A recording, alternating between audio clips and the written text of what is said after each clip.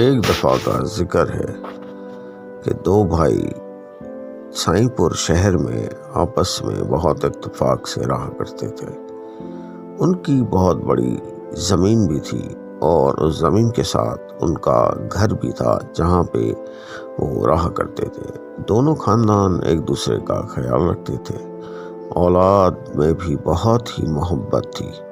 ایک دن دونوں بھائیوں میں کسی بات پر اختلاف ہو گیا اور بات ایسی بڑی کہ گالی گلوچ تک اتر آئے۔ چھوٹے بھائی نے غصے میں دونوں گھروں کے درمیان ایک گہری اور لمبی کھائی کھود کر اس میں قریبی نہر کا پانی چھوڑ دیا تاکہ ایک دوسرے کی طرف آنے جانے کا راستہ ہی نہ رہے۔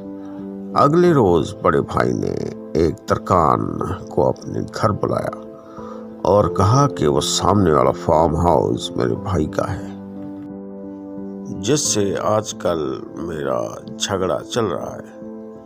اس نے میرے اور اپنے گھروں کے درمیان جانے والے راستے پر ایک گہری کھائی بنا کر اس میں پانی چھوڑ دیا ہے۔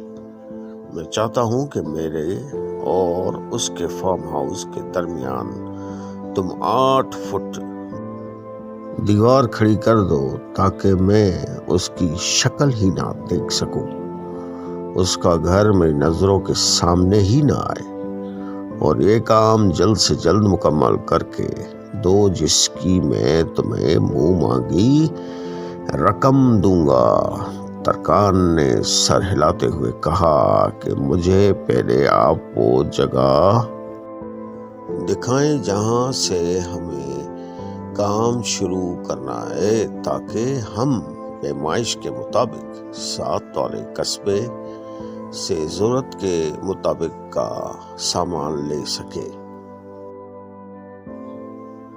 موقع دیکھنے کے بعد ترکان بڑے بھائی کو ساتھ لے کر قریبی قصبے میں گیا اور 4-5 کاریگروں کے علاوہ ایک بڑا ٹرک سامان سے بھر کر لے کر آ گیا۔ ترکان نے اسے کہا کہ اب آپ آرام کریں اور یہ کام ہم پر چھوڑ دیں۔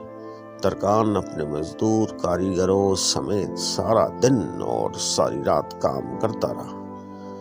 صبح جب بڑے بھائی کی آنکھ کھلی تو یہ دیکھ کر اس کا منہ لٹک گیا کہ وہاں 8 فٹ دیوار تو نہیں، پر اس کو کچھ عجیب ہی منظر نظر آیا۔ اس کو بالکل یقین نہ آیا اور وہ غصے سے لال پیلا ہو گیا۔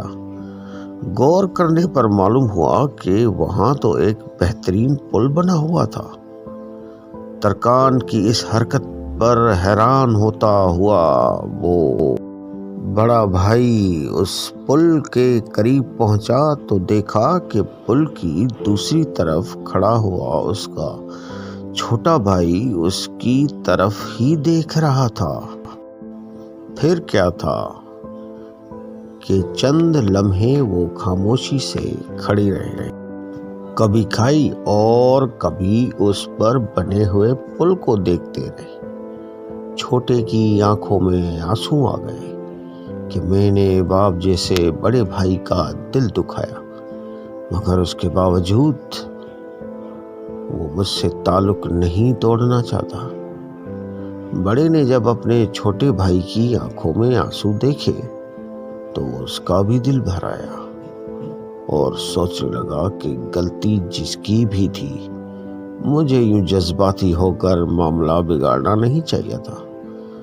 دونوں اپنے اپنے دل میں شرمندہ، آنکھوں میں آنسو لیے ایک دوسرے کے سامنے آ کر کھڑے ہو گئے۔